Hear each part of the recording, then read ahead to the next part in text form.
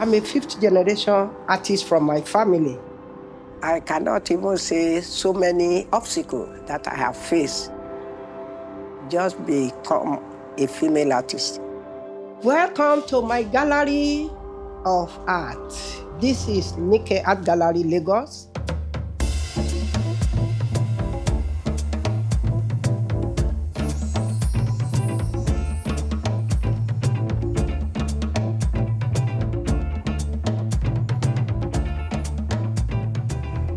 In 2008, I opened this gallery in Lagos, where they start giving small grants for women. So when I told them I'm building gallery, they said they don't want gallery, they want supermarket. I told them, okay. Then I opened it as a gallery. I'm working with 5,000 Nigerian artists. All the work here are only Nigeria. So I'm going to take you to one of my work for you to see what I do with the beadwork. This is a story 11 years ago, 2014. So they take our girls away.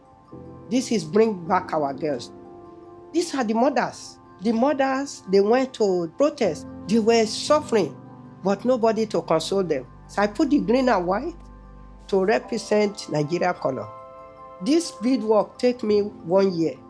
And this is 3 layers of beads. Each detail, each one of this is glued one by one. You will see the top one, those are the ones they bring their daughters back. So this is part 1, and this other one is part 2.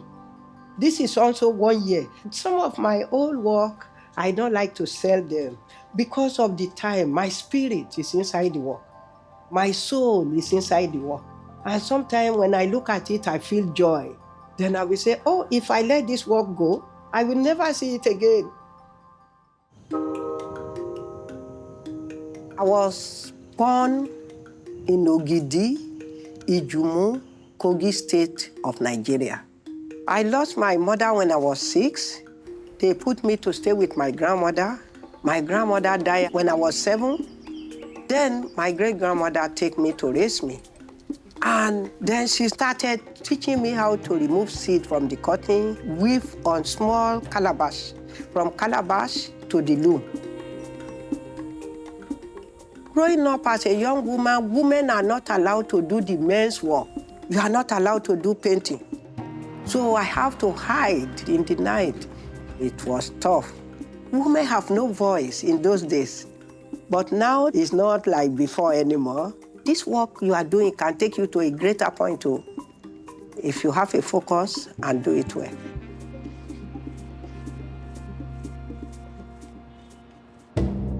The work of the embroidery you are seeing now, and I call it animals' world. So the figure depicts animals, what you see in the farm.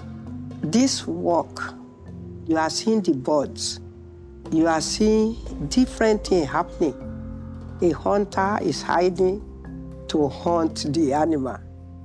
Then here is the baby that is getting ready to come out into the world. The embroidered Shango, god of thunder, that is the wife. It's a woman figure. It's more powerful more than the husband. Whenever the husband gets upset, the only person who can appease him is the wife. So they believe the wife of Shango, Oya, is stronger than the Shango itself. That is part 1. And then the part 2 is the batik, which is adire alabella. That works with natural color. Is the goddess of the river. That is why you see the fish coming out. So that fish coming out represents the fertility. The next one is the finger that feeds. They believe your hand can never deceive you because you use it to work, they use it to receive, they use it to heal. So that is why you see that hand coming out. The technique I use here is natural color with beeswax. What I'm wearing myself is called adire. So that is hand painted with handle wax. all our drawing on the adire, we do it and we dye it. So it's called adire, alabela. Instead of us to say batik, batik is English. That is adire with wax, beeswax is what we are using. Osogbo is a home of art for us in Nigeria, and it's a home of indigo.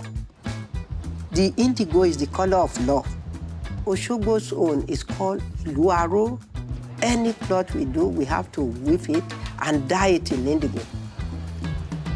The closest thing to your skin is your fabric. So that is why the art of textile is very, very powerful. And people now come back to realize that their textile is their root.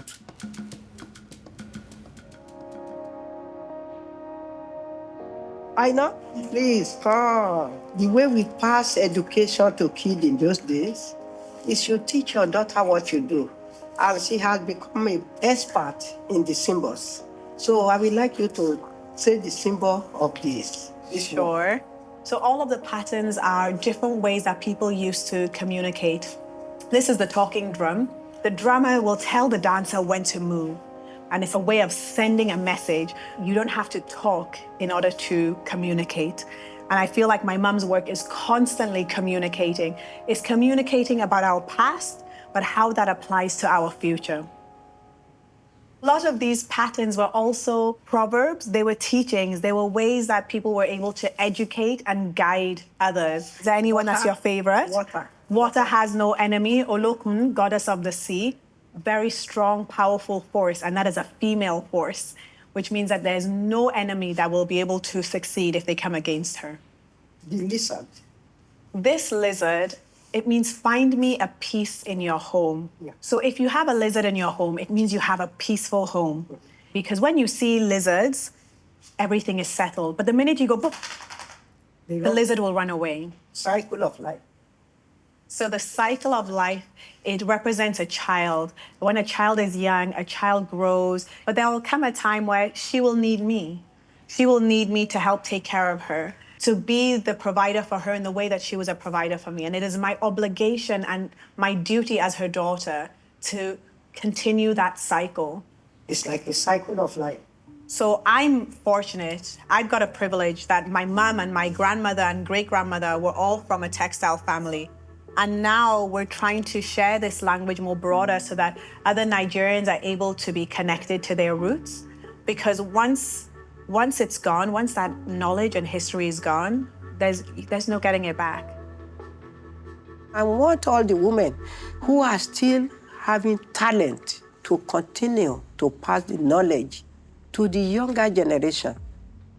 What Nigeria have as ambassador, what Nigeria have to give to the people is the creativity, which is the art.